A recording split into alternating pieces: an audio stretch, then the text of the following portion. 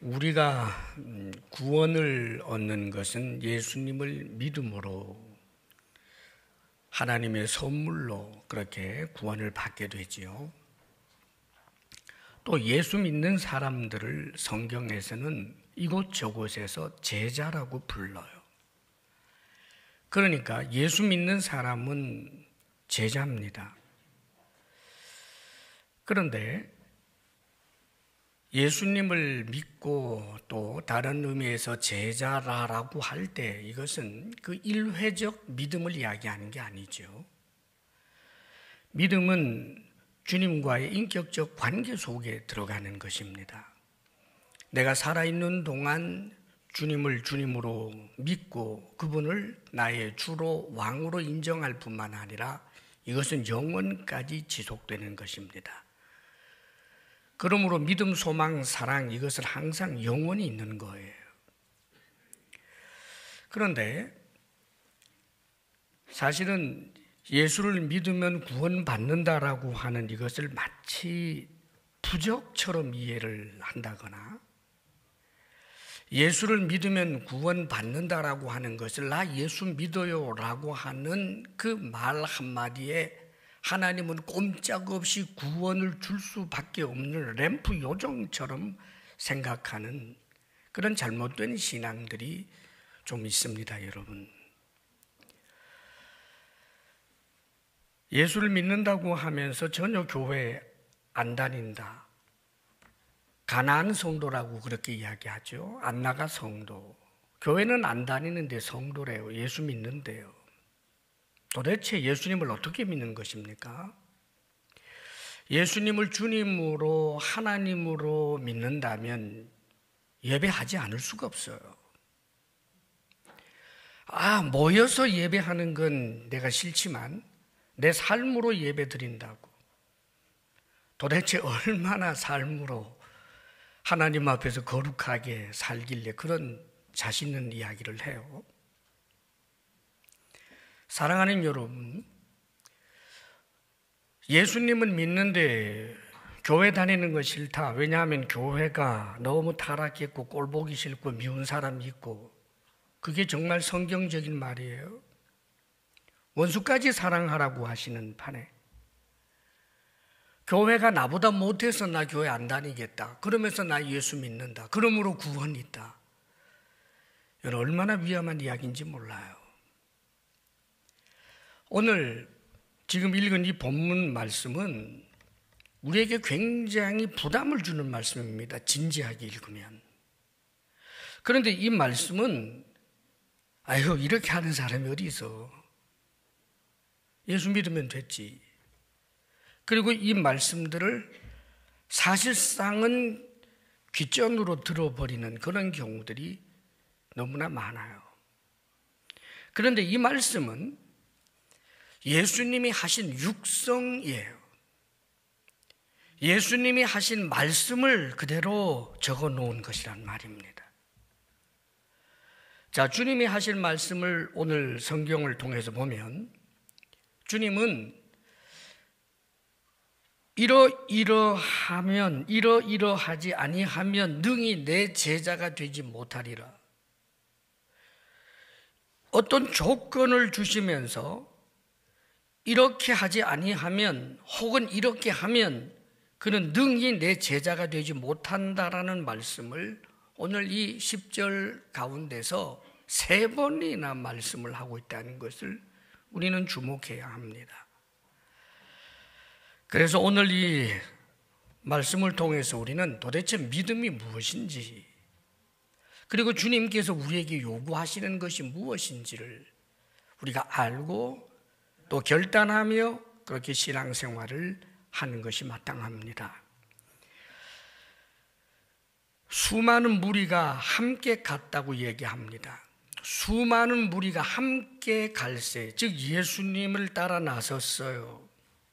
이 수많은 무리가 예수님을 따라 나섰는데 여기에는 그들이 적어도 주님을 따름의 의지를 표명하고 있는 것입니다. 사실은 이미 예수님은 그 시대에 수많은 종교 지도자들과 사회적 지도 계층의 사람들에게 미움을 받고 있다라고 하는 것을 이미 민중들도 알아요.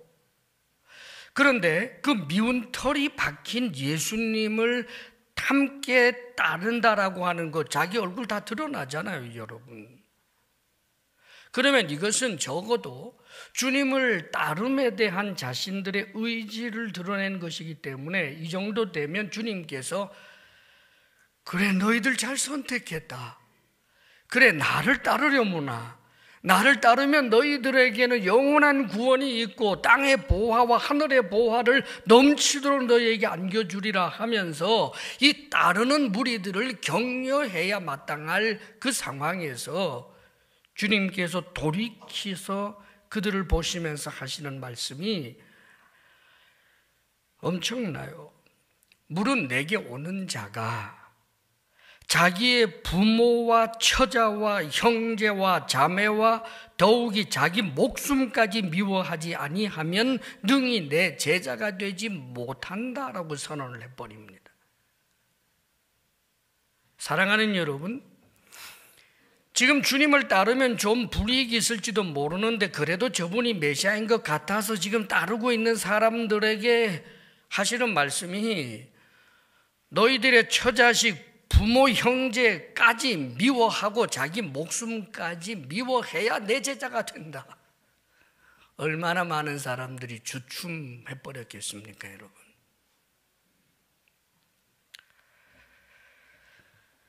그러면 우리 주님께서 하신 이 말씀이 문자 그대로 자신의 부모를 학대하고 경멸하고 미워하면 그러면 주님의 제자가 된다는 말입니까? 자신을 믿고 의지하는 자신의 자녀들을 아주 학대하고 그렇게 못되게 굴어야 그래야 주님의 제자가 된다는 말이겠어요? 자신의 가족들에 대하여 그렇게 못되게 구는 사람이 주님의 제자가 된다는 말이 아니라는 것 우리가 아마 다 알 것입니다. 이건 문자적인 의미가 아니겠지요. 무슨 뜻이겠어요, 여러분? 주님을 믿는다라고 하는 것은 단순히 어떤 사실에 대하여 내가 확신한다라고 하는 것을 포함해서 그것을 넘어서서 이 믿음에는 반드시 믿음의 대상이신 주님을 향한 경외심, 사랑함이 따라와요. 이게 믿음이에요. 그러므로 이 말씀은 사랑에 있어서 주님과 비교할 수 있는 더 우선적인 사랑의 대상은 있을 수 없다라고 하는 것을 분명히 하라고 가르치시는 말씀이에요. 사랑하는 여러분, 우리 주님께서 원수도 사랑하다 하라고 말씀을 하셨는데 우리에게 미워하라라고 하시는 말씀은 상대해 주는 이야기예요. 상대적인 말이란 말입니다. 하나님을 사랑하는 것과 부모를 사랑하는 것을 비교할 때는 이 격차가 너무 커서 아예 미워하는 것처럼 그 정도 격차, 하나님을 사랑하는 것과 내 자녀를 사랑하는 것이 서로 비교가 되면 그 격차는 어서 비슷한 것이 아니라 하나님은 사랑, 내 자식은 미움이라고 표현될 정도의 이런 격차를 두라. 이게 주의 말씀이에요.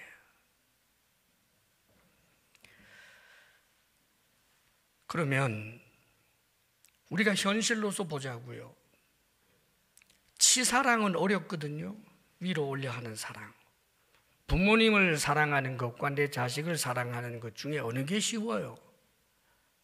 당연히 내 자식이지요. 내리 사랑이 더 쉽다고요. 하물며 눈에 보이지도 아니하시는 지극히 높고 높으신 하나님을 치사랑한다는 것이 어떻게 내 자식을 사랑하는 것 비교하면 자식은 미움이 되고 하나님은 사랑이 될 만큼 이것은 물리적이거나 과학적이거나 정서적이거나 이런 것을 이야기하는 게 아니에요, 여러분. 이것은 하나님 말씀 앞에서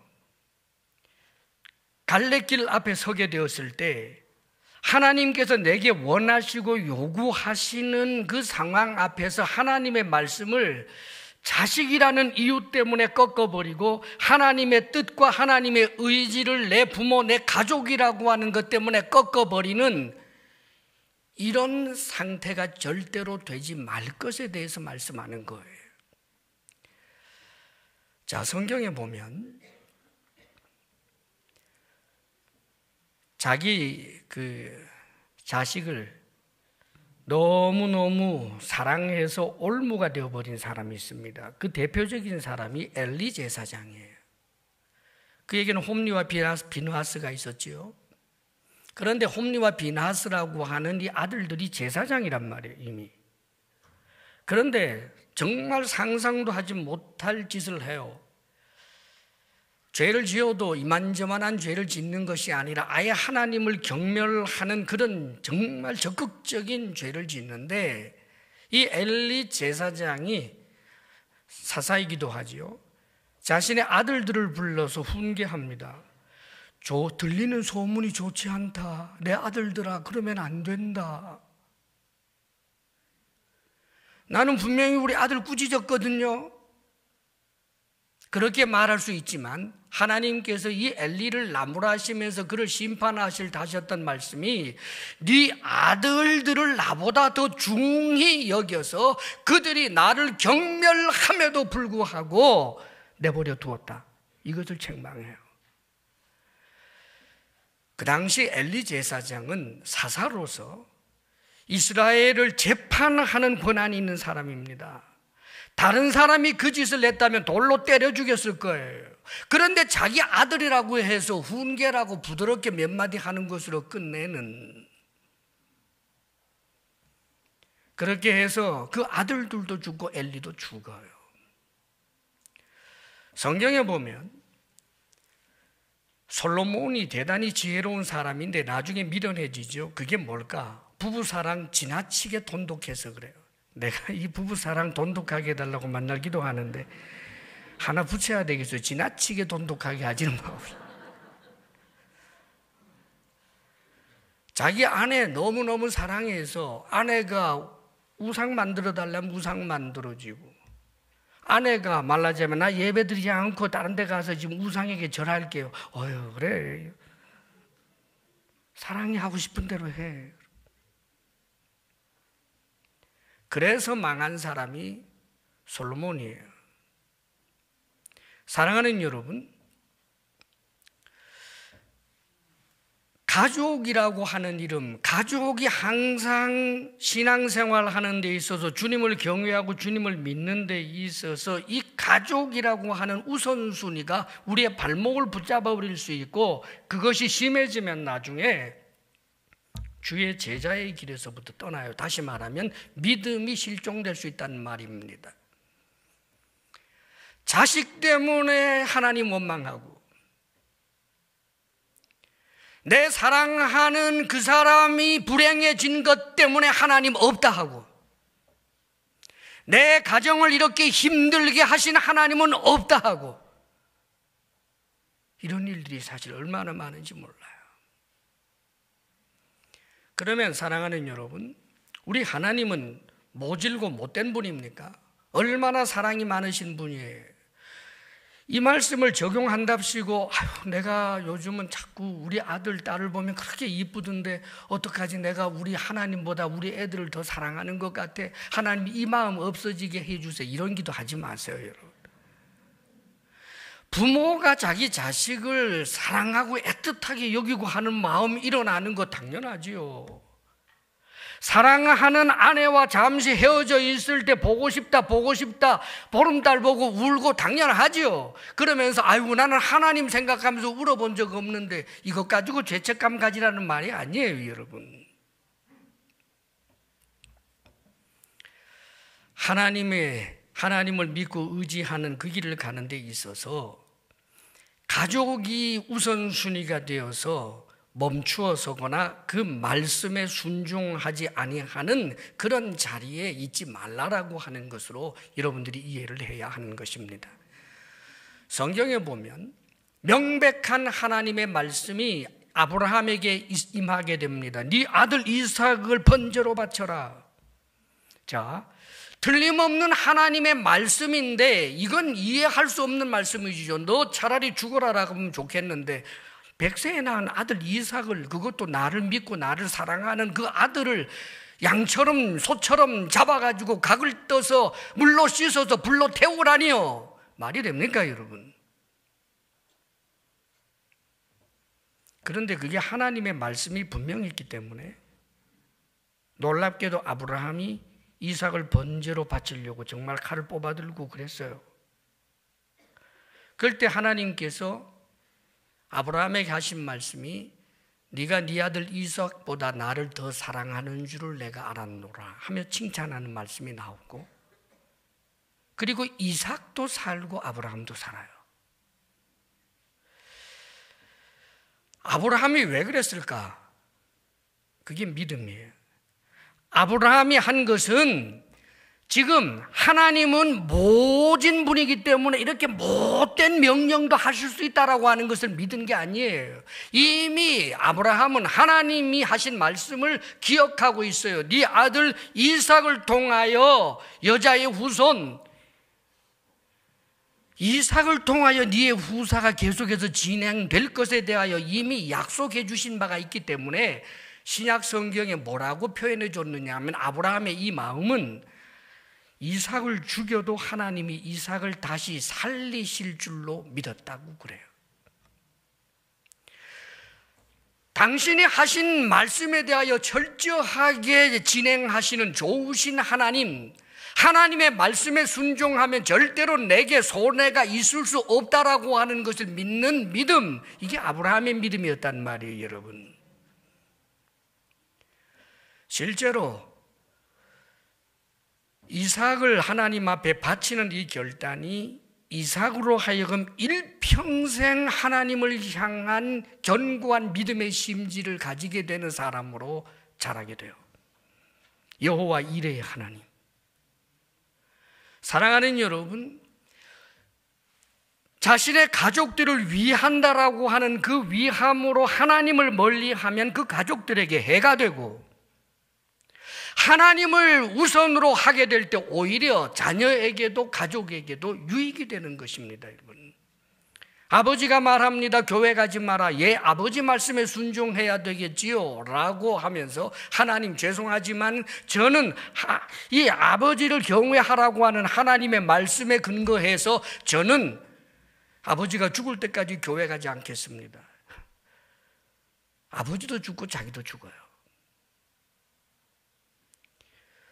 우리는 우리의 우선순위가 내 가족이 아니다 하나님이고, 하나님의 말씀과 가족이 내가 당장 생각할 때 그 유익과 부딪히는 일이 있게 될 때 늘 하나님을 신뢰함으로 믿음의 승부수를 던질 줄 아는 주의 사람들이 될 수 있기를 바랍니다, 여러분.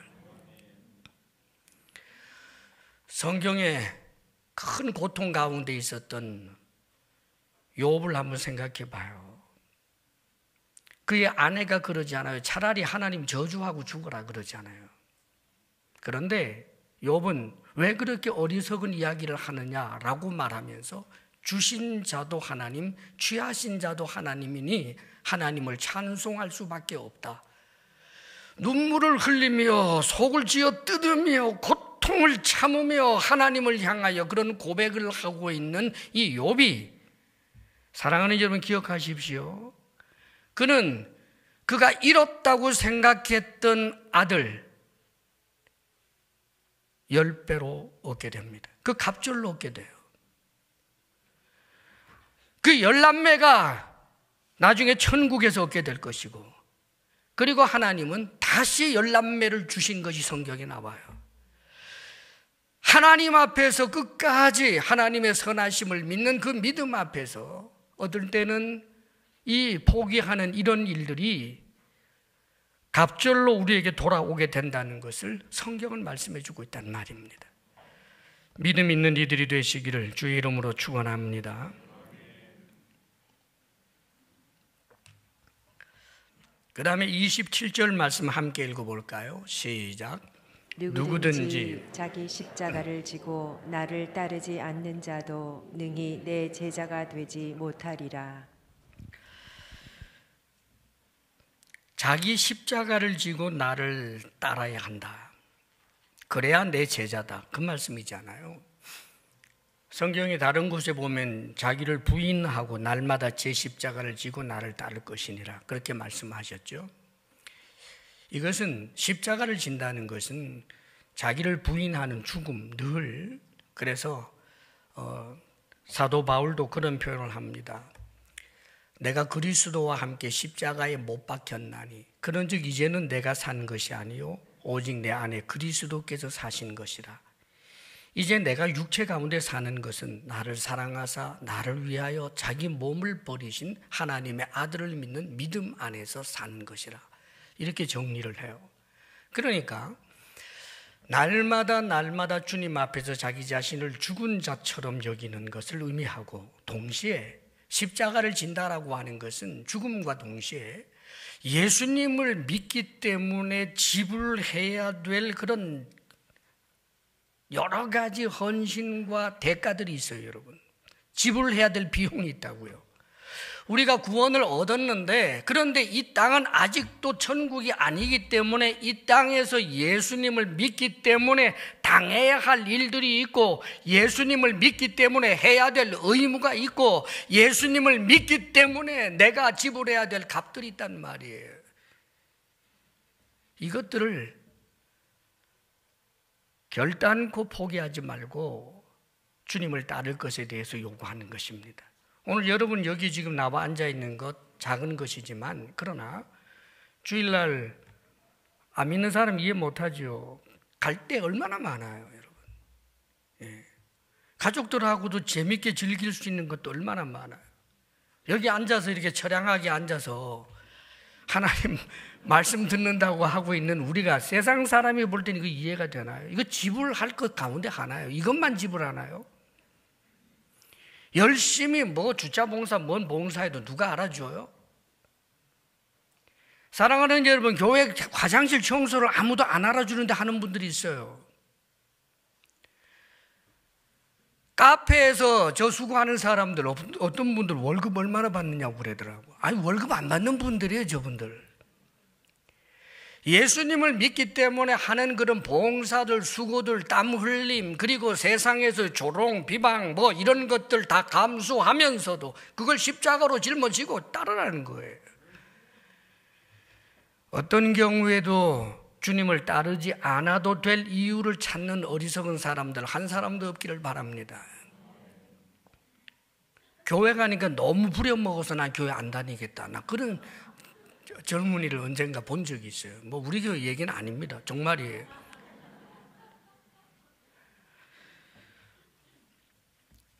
그리고 이제 비유의 말씀을 좀 해주시는데, 전체적으로는 3가지인데 마지막은 이제 결론적 비유고 2가지 비유가 있어요. 망대 비유와 그 다음에 이제 전쟁 비유를 드셨습니다. 역시 제자됨에 관한 이야기를 하시기 위해서 하신 말씀이죠. 망대를 세울 때, 즉 건축을 할 때, 그럴 때 가만히 앉아서 저 비용이 얼마나 들까를 정확하게 계산하고 설계해서 해야 되지 않겠느냐. 만약에 대충 그냥 되겠지라고 했다가 기초만 쌓고 나중에 준공하지 못하게 되면 조롱거리가 되지 않겠느냐. 그리고 또 한 가지 말씀은, 어떤 임금이 다른 임금과 전쟁을 하려고 하는데 적군의 저 병력이 우리보다 갑절이나 된다라고 한다면 그럼에도 불구하고 싸워서 이길 수 있을까? 그런 전략이 있을까? 그런 용맹함이 있을까? 이것저것 생각해보고 안 되겠다 싶으면 빨리 화해를 청해서 전쟁하지 않게 해야 되는 것 아니겠느냐. 그냥 전쟁했다가 지면 얼마나 비참으로 굴러 떨어지는 것이겠느냐. 이 말씀을 2가지 비유의 말씀을 하셨단 말이죠.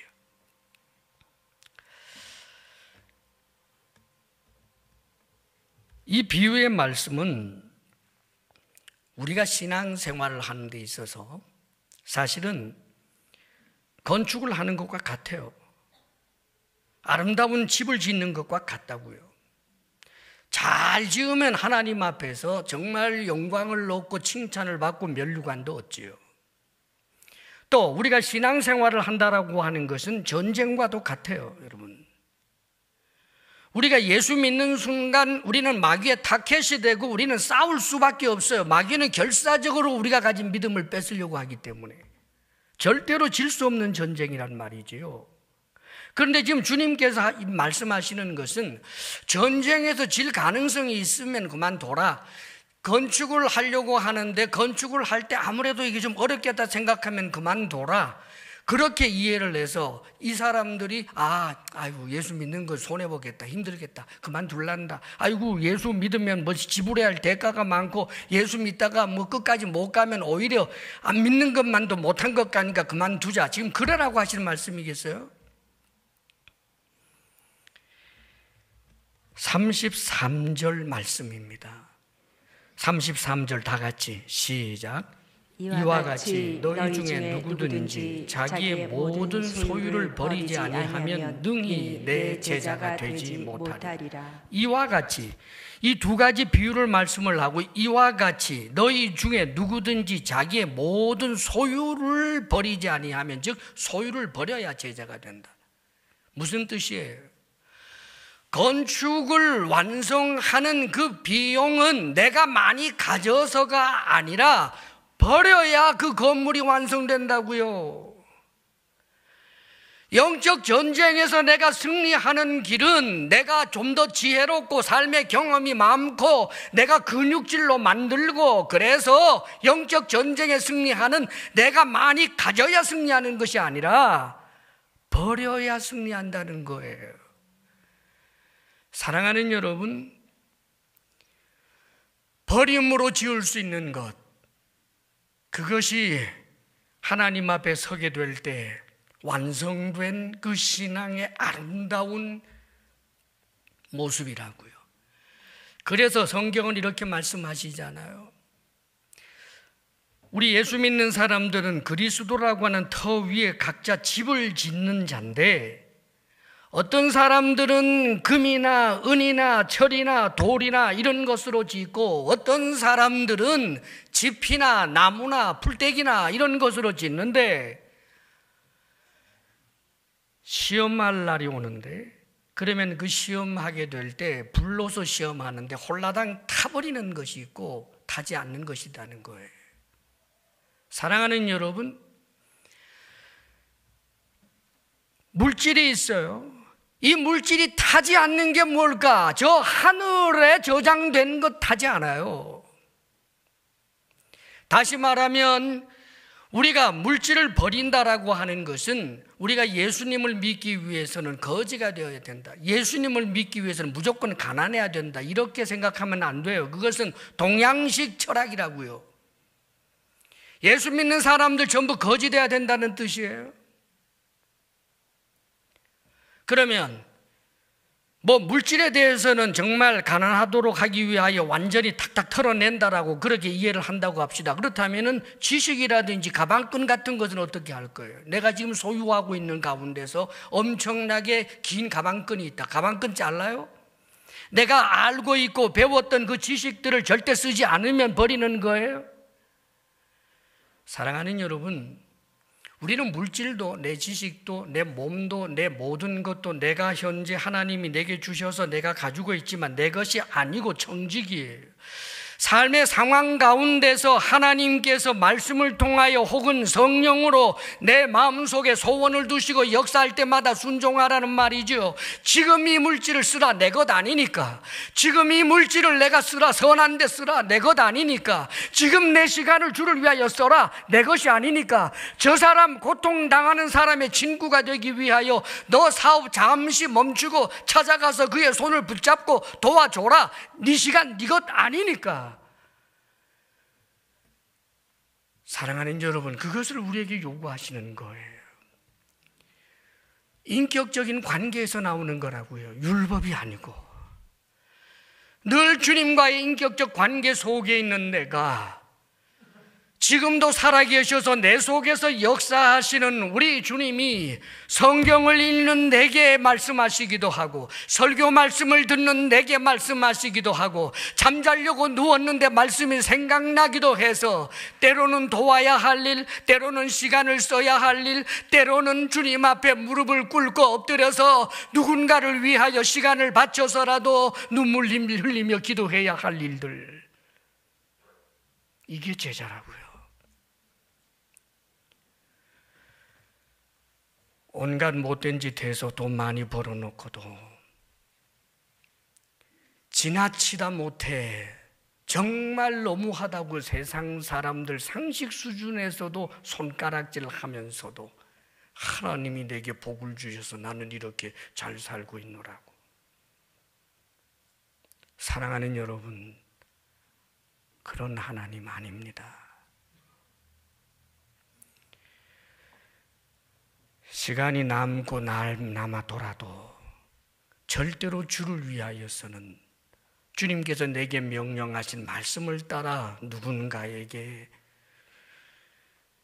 도움이 되어주고 형제가 되어주고 벗이 되어주는 그런 일들에 대해서는 철저하게 인색한 신앙이 뭔가, 나는 돈도 있고 아파트도 있고 집도 있고 뭐 여러 가지 좋은 것도 있는데 그 중에 또 하나 있는데 그 다음엔 천국도 있다.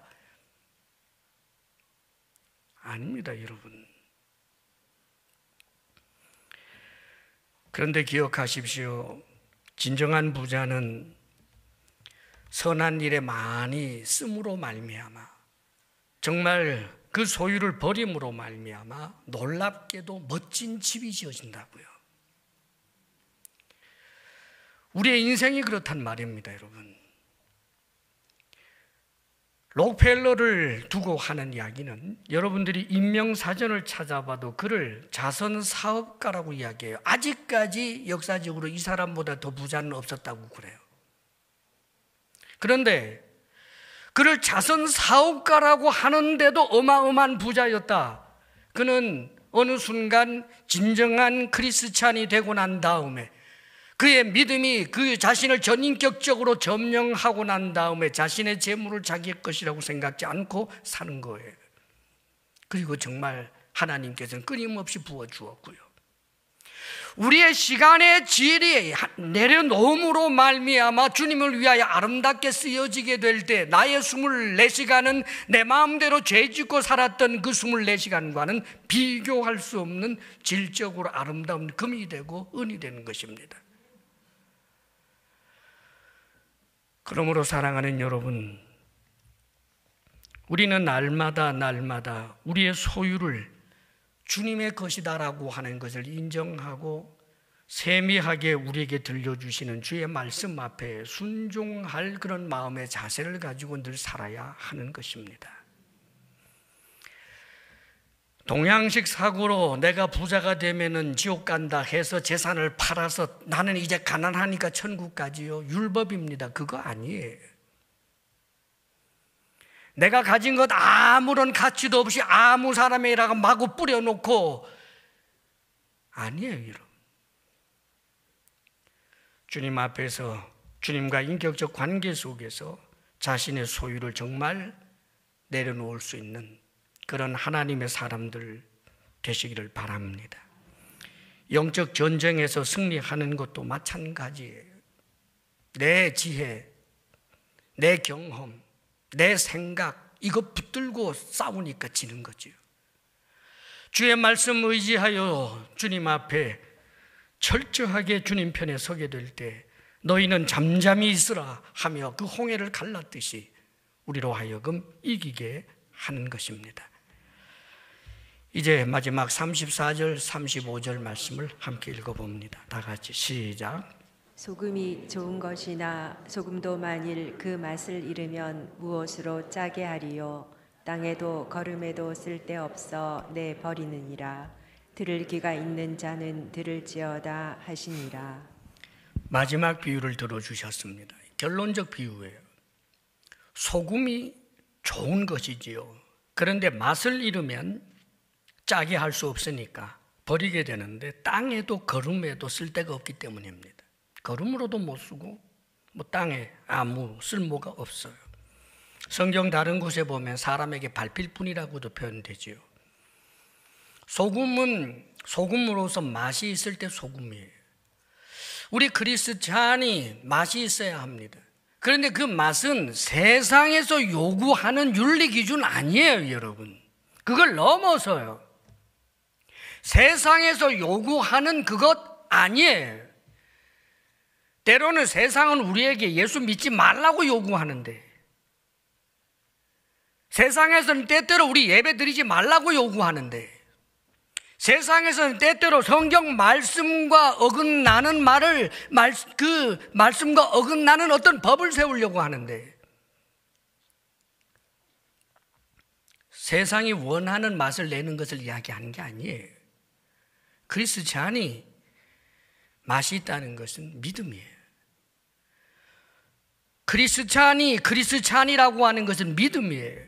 그런데 이 믿음이 뭔가, 내 쪽에서 믿습니다, 나 돈 벌 줄 믿습니다, 이 적극적 사고방식 같은 게 아니란 말입니다. 믿음은 인격적 관계고, 그렇기 때문에 믿음은 내 믿음의 대상을 향한 말로 할 수 없는 그 사랑과 경외심인데 비교할 것이 없는 것, 그게 믿음이에요. 믿음이 무엇입니까? 믿음은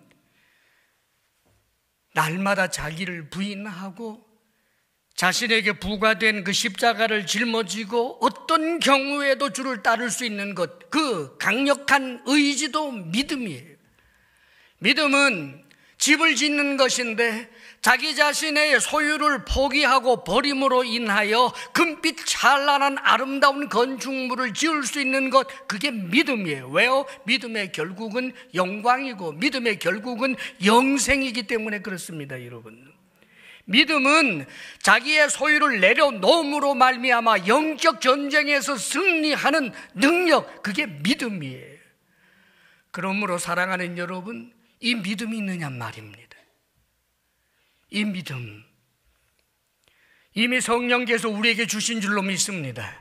그러면 이 믿음을, 사랑하는 여러분, 주님께서 주신 이 믿음을 우리가 잘 관리하면서 가족 때문에 믿음을 포기하는 어리석은 자가 되지도 말고, 자아실현한답시고 내 것은 내 것이에요, 내 마음대로 쓸래요 하며 고집부리다가 믿음에서 떠나버리는 사람이 되지 말고, 금으로 은으로 집을 지으라고 하는데 아니요, 내가 짓는 집은 내가 설계해서 지을 거예요 하며 불타버리고 없어질 재료를 가지고 집 짓는다고 자아실현한답시고, 그래서 하나님도 교회도 아랑곳 없이 무늬만 크리스찬이라고 하면서 제멋대로 살면서 사회적 성공만을, 그것이 우람한 집이라고 생각하는 것, 얼마나 어리석은 일인지 몰라요. 사랑하는 여러분, 주님과의 인격적 신뢰 관계에서 나오는 이 귀한 믿음, 이 믿음은 우리를 진정으로 가치 있게 만들고 진정으로 복되게 만들고 없는 자 같으나 있는 자가 되게 하고 참으로 미련한 자 같으나 오히려 지혜로운 자가 되게 하는 이 땅에서도 능력이라는 사실을 잊지 마시기를 바랍니다. 믿음으로 승리하시기를 주의 이름으로 축원합니다. 기도하겠습니다. 오 하나님, 하늘과 땅과 그 가운데 모든 것을 창조하신 이여, 어찌 우리를 사랑하여 십자가에 못 박혀 죽기까지 하며 우리의 죄를 깨끗하게 씻어주시고 하나님의 자녀 삼아 주셨습니까? 아버지 하나님, 이 믿음이 살아있는 믿음 되게 하여 주옵소서. 이 믿음이 맛을 내는 믿음 되게 하여 주옵소서. 아버지여, 그 어떤 것도 이 믿음을 포기하지 않게 하는 능력 있는 믿음의 사람으로 오늘도 살아가게 하여 주옵소서. 예수님 이름으로 기도하옵나이다. 아멘.